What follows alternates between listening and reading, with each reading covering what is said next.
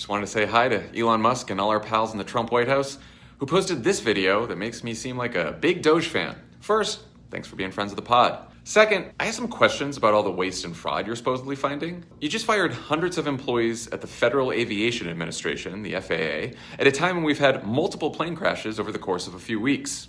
Not ideal for us nervous flyers. Elon, you tried to tell me that, quote, no one affecting safety has been fired, but you fired engineers, technicians, maintenance mechanics, even a military veteran who's worked for years on an understaffed team that literally helps planes avoid new hazards. One FAA official told Rolling Stone that their response to the news was, holy hell. And another asked, how do they think airports and airplanes work? Speaking of veterans, you guys also fired 1,000 employees at the VA, including a disabled father of 4 who served 20 years in the Army and did 4 tours in Iraq and Afghanistan, who found out when he logged onto his work computer at the hospital where he helps care for other veterans. Question for you.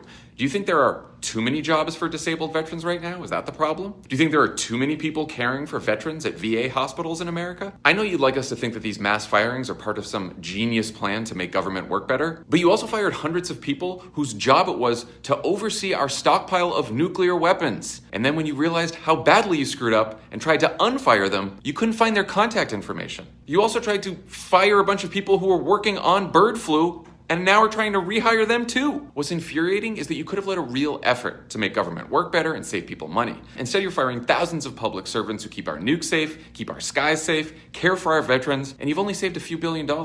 And sure, Elon, for most people, that's real money. But it's still just a fraction of the $22 billion in government contracts that have been handed out to your companies. Any reason Doge hasn't looked at those? Mr. President, given your concerns about corruption, you said that if there were any conflicts of interest with Elon Musk, you wouldn't let him anywhere near it. That's right.